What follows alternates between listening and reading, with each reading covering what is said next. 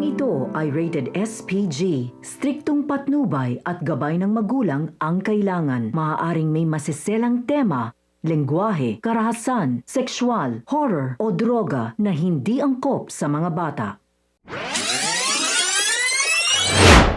Isang mapagpalang araw mga kapamilya and welcome back.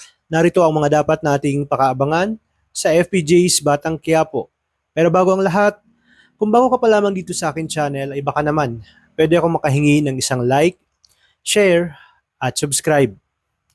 Hindi makakapayag si Tanggol na hindi pagbayarin si Rocky Boy kaya gagamitin niya itong si Divina para mabisto at ilantad ang tunay na katauhan nito na nagpakilala sa kanilang Bernard. Kung paano mangyayari ito ay sabay-sabay nating abangan sa dulo ng bidyong ito. Habang tumatagal ay unti-unting nabubulgar ang lahat ng baho ng mga gerero at taong bayan na mismo ang tumutugis sa kanilang mga kabalaktutan. Galit na galit si Jackie at giniit kay Miguelito na kahit araw-araw pa daw magprotesta ang taong bayan ay hindi sila mapapatalsik sa munisipyo dahil makapangyarihan sila. Nanginginig naman si Miguelito sa galit dahil para sa kanya ay sobra na at panahon na para tapusin ang mga taong patuloy na nagpapahirap sa kanila. Sa kabilang banda, agad na may tumimbre kay Brando na may susugod anumang oras sa kanilang bahay. Kaya naman agad niyang inutusan ang lahat na lumikas, habang si Divina naman ay balisang-balisa at takot na takot dahil wala pa rin nga itong si Rocky Boy.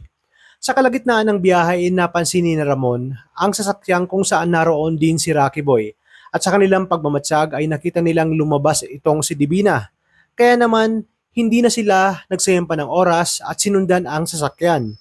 Determinado sila at naniniwala na may koneksyon itong si Rocky Boy na nagpakilala sa kanilang Bernard kay Divina na malaki rin ang atraso sa kanila lalo na dito kay Tanggol.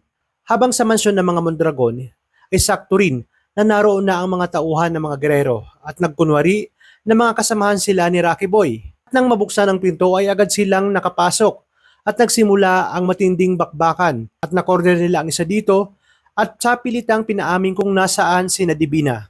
Agad silang natunton sa junkyard at naroon din si Ramon kung saan nakita nila si Divina na nagmamadaling tumakas. Dito narinig nila ang sunod-sunod na mga putok kaya nagulat sila at nalaman nilang andun din pala ang mga tauhan ng mga gerero. Kaya naman hindi na sila nagpatumpik-tumpik pa at sinugod ang dalawang kampo, kay Divina at sa mga gerero. Sinabi ni Ramon na wala silang ititirang buhay sa pagkakataong ito. Nagawa pa nga ni Divina ang makatakas ngunit bigla siyang napahinto dahil isang malaking truck ang humarang sa kanya. Nito nagulat siya at halos nanginginig ang buong kanyang katawan nang makita niya itong si Tanggol. Wala na, endgame na, at wala nang takas itong si Divina.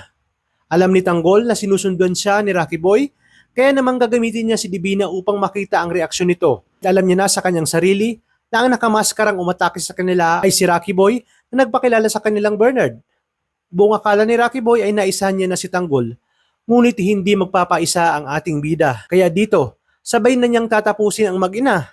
Pero bago ito ay pahihirapan niya muna ng gusto ang dalawa hanggang sa sila na nga ang magmakaawang tapusin na lamang ang kanilang mga buhay. Kaya naman pakatutukan natin ang mas tumitindi pang mga tagpo dito lang sa numero 1 teleserye ng Sambayanan, ang FPJ's Batang Quiapo.